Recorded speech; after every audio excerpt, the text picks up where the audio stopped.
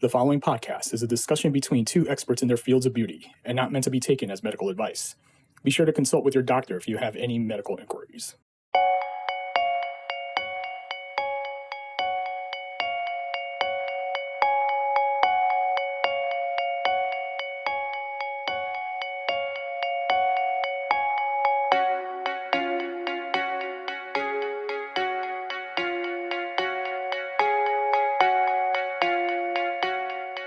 Ramona, what are we talking about today? I think that we're talking about rhinoplasties.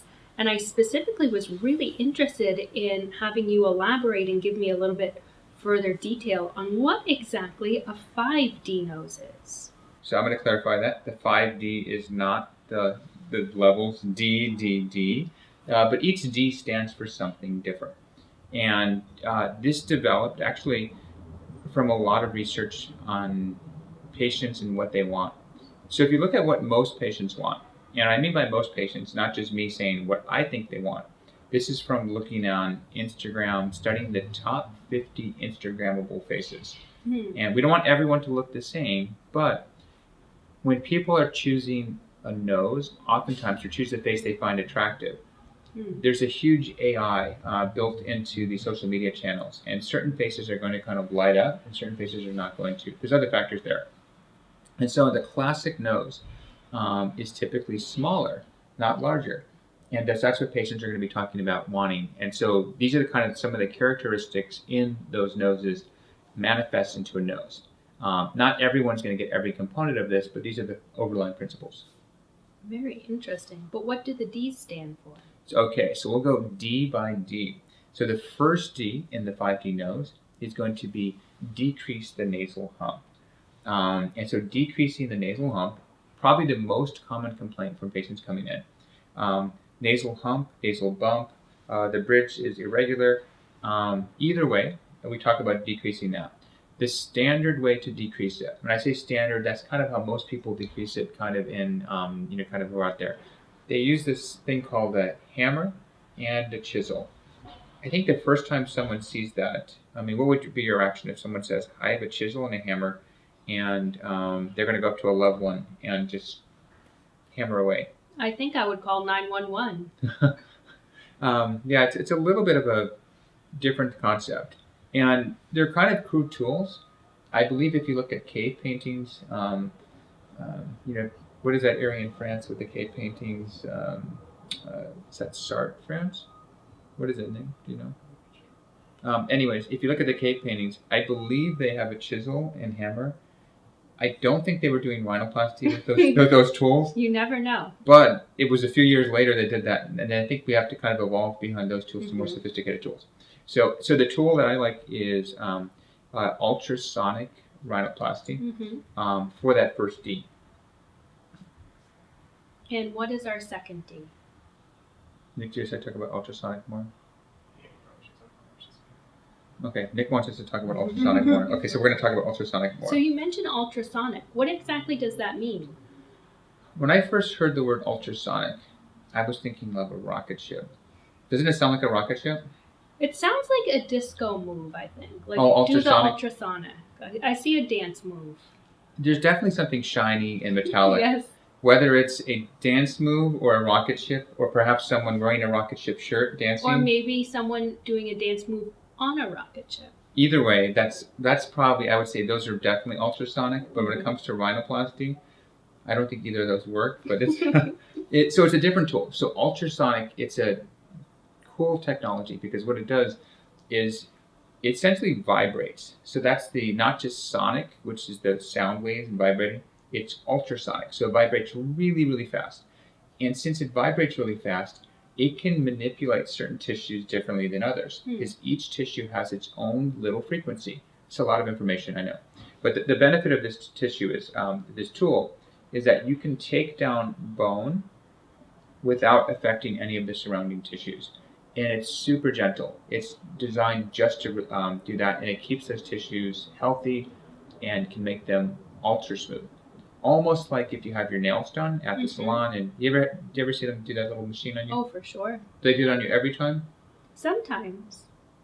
when you haven't gone for a while, they're like, Yeah. we need to bring out Well, the... no, when I haven't gone for a while, then they bring out that chisel and the hammer. They bring out the chisel and the hammer. But regularly, but it's similar to that same tool, but it's obviously designed for the nose. So that's the first tool. That's ultrasonic. That's taking down the nasal hump. A lot that goes into nasal hump, but that's like the beginning part of it. Do you feel that with the ultrasonic you can have more control or more precision on what you would like to do or what you want to do? Yeah, because you're seeing more. And this is the part that's hard for someone who's not familiar with rhinoplasty. You have to kind of understand that part. Most surgeons, they only see the very little bit at the top of the bridge of the nose. So they don't really understand what's going on there. And this is me doing lots of noses, I kind of was guessing.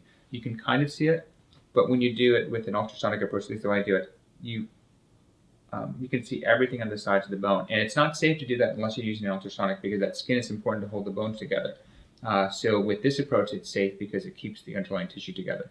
So you see everything, and it's way more precise. You see every little nuance in the bone. So That sounds like a beautiful song. Is that our first caller? Caller, what's your question? Okay, so that's ultrasonic. That's our first D. Is that all we need to know about the 5D run? No, we have more Ds. We have a few more Ds to go. So what is our second D? Okay, so the second D, after you take down the hump, is to decrease the length of the nose. Okay. This is something that patients oftentimes confuse with another term of the nose. So I'm going to talk about decreased length, and I'm going to combine this with the third D, which is projection. And most people don't know the difference between length and projection. They can get them confused. So the projection, this kind of makes sense. If something projects out, that's going to be your nasal projection. Mm-hmm. So the farther your nose projects out, the more prominent it will be in that dimension. The longer your nose is, it's measured from the top of the nose all the way to the tip. So the longer your nose is, then that line will be longer. Mm-hmm. And both of those are different elements. Most patients, not all patients, want their length and their projection to be smaller. Mm-hmm. So that would be the second and third dimension of the nose. And again, there's specialized techniques to kind of move that nose closer.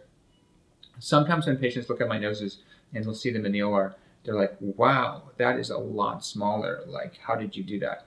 And that took me years and years to kind of get to that point with techniques to kind of really move the nose back in a specialized ways to still make the nose look normal and still manage the soft tissue around it and still have the nose look good in multiple dimensions. So that's second and third D. Very interesting. One of the things that I also saw on your website when reading about consultations with you is that you offer morphs or 3D imaging. I found that very interesting. Can you tell me a little bit more about that? Yeah, so the morph process, which I don't like that term morph, but it is what it is. I think it's about talking about taking someone's face. And what happens is we'll turn that face into an avatar of sorts. It'll be a three-dimensional image. Once it's in a three-dimensional form, we're going to kind of morph or manipulate that image. And it's super important because the very old school way of doing this is just to say, you know what I'm going to do is what I want to do and just kind of go over there without a plan.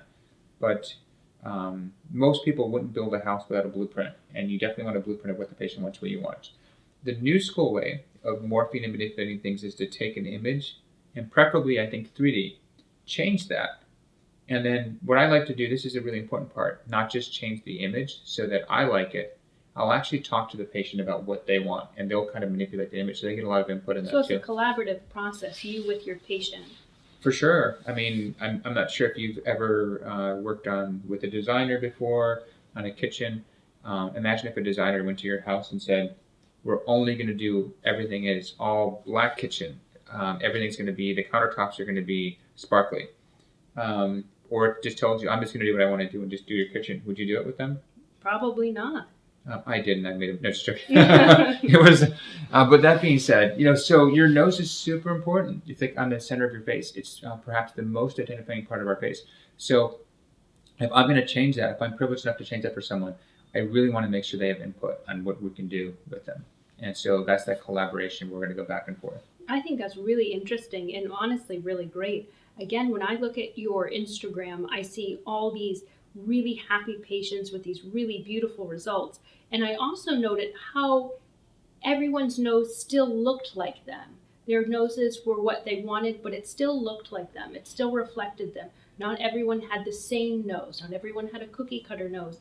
It was really, everyone still looked like themselves, but a little bit more happy, a little bit more confident. I think that's really great. And I think that reflects in your collaborative process. For sure. And I think it's that part where I think patients have, like you're alluding to, patients have this part where they see themselves and then they want to potentially have the inside of themselves look like the outside. And for some patients, it might be a massive change. For other patients, it might be a little bit less of a change. And that's that differences you're going to see from patient to patient. How many Ds are we at right now? We did all 3. Oh, there's 5 Ds. We have more Ds. Don't worry, there's not 30 Ds. We're just like, we're on. You can edit that. Okay, I think, Dr. Shah, I think we're on to our 4th D now. What is our 4th D? Okay, so we've done the length, projection, the nasal hump. That's 3. The 4th one is going to be, Nick, what we have length, projection. Oh, okay, I'm good. Okay, edit that part out. Okay, so now we're at the tip. Okay, this is another common concern. So lots of patients will look at their nasal tip and say, I want to have more definition in there. So that's the 4th tip, is decreasing the tip size. Now this is harder to kind of quantify. With the hump, you can kind of look at the side and say, do I want to change it this dimension in the area? But with the tip, it's oftentimes a front view change where they want to see that definition. When they look in the front, they want to see the nose narrower.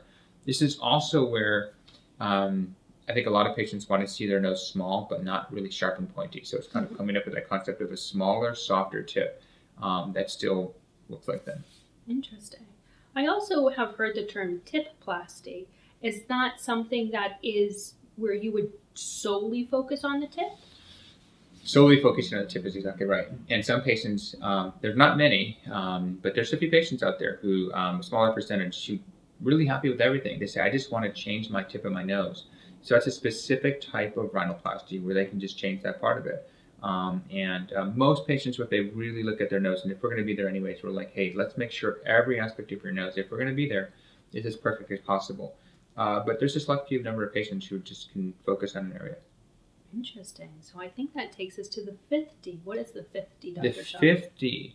Now, Nick, we added the 5th D. It used to be the 4D approach. Yeah. And decided we need more Ds. Yeah. So the 5th D is deviated septum. Ah, okay. And so this is kind of an interesting D. So this is changing the inside of the nose. And this is an observation. So if you look at the medical literature, 80% of the population on a CT or MRI has a deviated septum. And you're like, wow, that's a lot of people. And if you actually look inside noses, almost every nose, if you really look inside, has some sort of deviation. Interesting. And so this dimension is super important for us to fix because this is changing the foundation of the nose. The septum is essentially this little structure of cartilage and bone in the back of it that divides our nose in a perfect world completely in half. But in some cases, it's slightly off to the side, slightly above, slightly below, and we want to center the septum so that the nose is as centered as possible. It's also going to have one really important factor that's going to improve, and that is breathing. And super important that we don't want to make just a beautiful nose, but we want to make a nice, functional nose that you can breathe through, smell, sleep well through your nose. Interesting. Are people born with deviated septums? How does that happen? And how would you know if you had a deviated septum? So the best way to tell is to look, not just yourself. You really can't look with a flashlight inside your nose. The best way is to look with a headlight and something called anterior rhinoscopy. It's like a little speculum you put inside your nose. You open it up, it doesn't really hurt. And when you look in there, especially if someone's trained, they can look inside and say, is your septum straight or is it deviated? Are we born with it? So I get into these areas where I get hyper-focused. So there's a study I did at NYU, so a couple of other authors, and we looked at essentially 3 groups of patients. In the first group, we had babies. Now, we didn't study the babies. We looked at MRIs of patients who just had MRIs for whatever reason. The second group were toddlers, and then the third group were adults.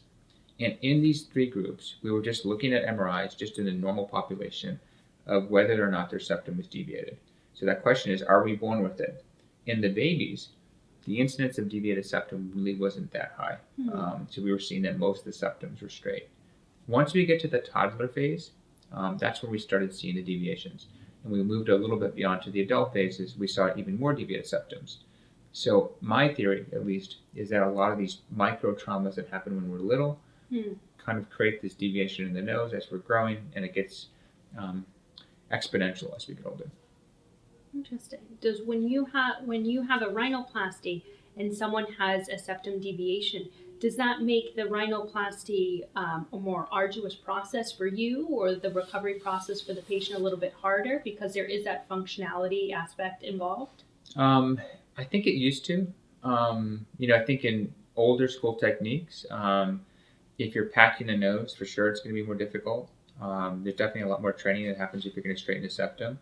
Probably about 50% of rhinoplasty surgeons don't or can't or not qualified to change septums, and they'll just try to work on the superficial aspects of the nose.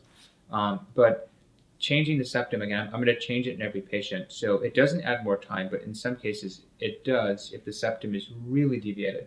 So if it's slightly deviated, which is most of the population, it's going to be what we expect. If it's really extraordinarily deviated, then you can run into some really unique cases where you're shifting things over and stabilizing, sometimes building new septums, and that can again add a lot of time to the case, but it's part of what we do. You mentioned building a new septum. How would you do that? Well, you can't just go to the store and say Can't go to Amazon? Can't go to Amazon for that one, and buy these little parts for it. So most of those little parts, though, they're in our body. So for some patients, you can take your existing septum, remove rather than throw away, remove that little part, and then use those to kind of amplify, improve, create. In some cases, especially if the patient's already had surgery, doesn't have enough cartilage, there's other areas we can shop for in the body. Wow. That would be the ear and the rib. Wow. And both of those areas have, in most patients, enough cartilage to kind of, again, build a septum. That's very interesting. Do you know, can you preempt that, or do you only know when you've gone into it that you're going to have to get some cartilage from someplace else? The only time I really am worried about getting cartilage from someone else are in two specific circumstances. The first one is if someone's had surgery before, because you don't know if your store, someone's taken from your store, and you might need more material, and then so that would be choice one. The second choice is if you're going to make the nose bigger. So if you're going to be adding to the bridge, adding to the projection. So again, these are kind of different than the standard 5D nose where we're kind of making the nose smaller. In those cases, you might need to add something, and again, you might need more material. Oh, that really makes me think of this. Have you ever had an instance where you actually did have to make a nose larger? Have you ever had to actually correct another surgeon's work and make a nose larger because they've made it too small for a patient's face?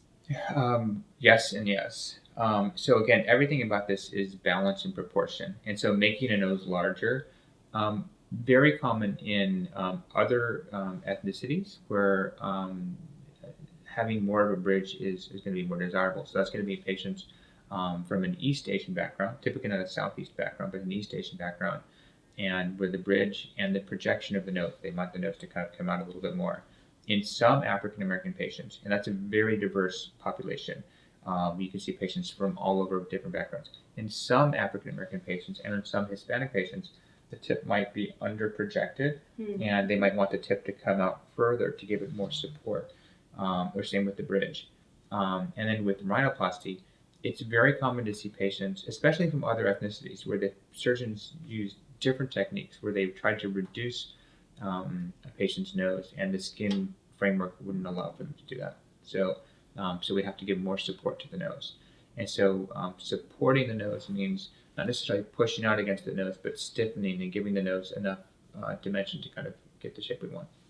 Very interesting. And you mentioned, we talked earlier about how you really do unique noses and you don't do cookie cutter noses. And we concluded it's the collaboration that you do as well with your patients. And you mentioned different ethnicities. Do you take an approach where you have a different journey or game plan or plan of action with patients from different ethnicities than you would with someone from another ethnicity? Definitely. I mean, someone's ethnic background in makeup and really important ethnic background that they identify with is super important. And that's going to kind of dictate how they perceive themselves. I think plastic surgery, especially nasal rhinoplasty surgery, it's about making the outside reflect who they are on the inside. I come from a mixed background, so I come from a South Asian and European background, and so and I kind of identify with being more multicultural than unicultural, and it's becoming more common now. But some patients might say, "Hey, I'm East Asian, but I really have some roots over here." Um, I really don't get patients who want to look like a different ethnicity. That's really not, kind of something I see, at least in my practice. But I get a lot of patients who are like, I really identify with making my nose like this or that, and having different aesthetic goals. Very interesting.